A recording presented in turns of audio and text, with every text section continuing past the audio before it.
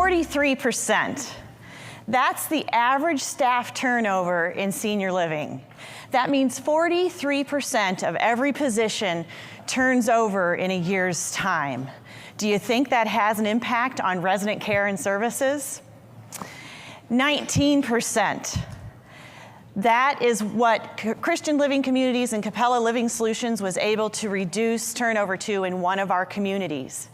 And I'm going to share with you how, at very little to no cost.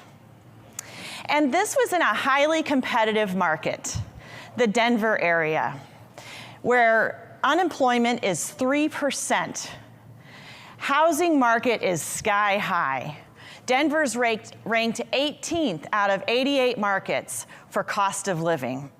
Team members, in order to put food on the table for their family, leave to go make an extra 25 cents without a second thought.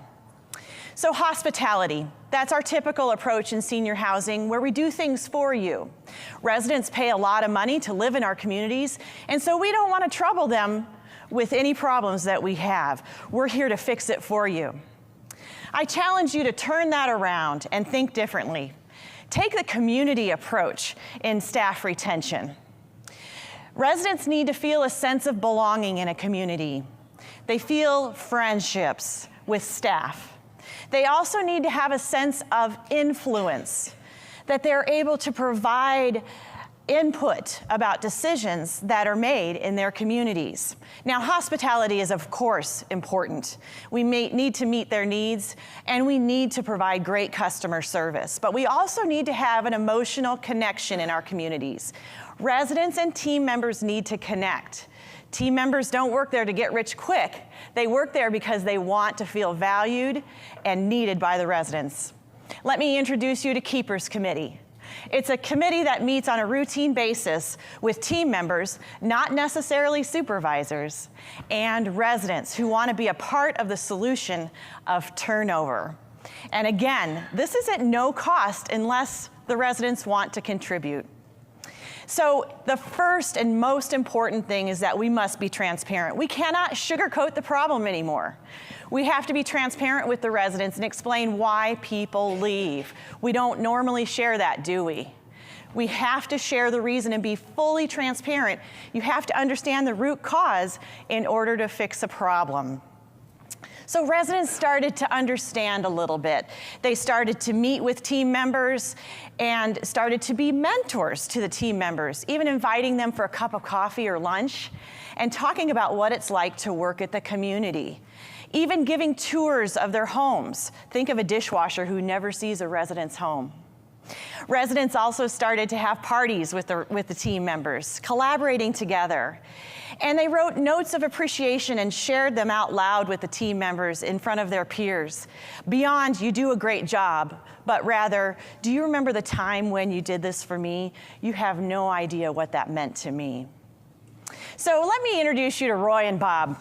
Roy and Bob had been professionals all their careers, and they were grumbling in the dining room one day about, why isn't management doing something about this? Why don't they just pay them more so we have the same servers every night? Well, a Keepers Committee member, another resident, heard them saying that and invited them to a Keepers Committee meeting the next day. Roy and Bob were enlightened. They were alarmed yet pleased with what was shared at the Keepers Committee. They started to understand. They started to be a part of the solution. They started to stopping grumbling in the dining room and being a part of fixing the problem. So residents started to collaborate with team members on a routine basis. They started sharing their ideas with one another. They started making it a norm to talk about what it's like to work in the community. There was full collaboration. We even took it as far as sharing team member survey comments. We would de-identify it if we needed to, but we would share actual comments that team members shared in their monthly satisfaction opinion surveys. So residents knew exactly what team members were saying. So residents started to get it. They started to understand why we were doing this. They started to understand the workforce issues in the Denver market.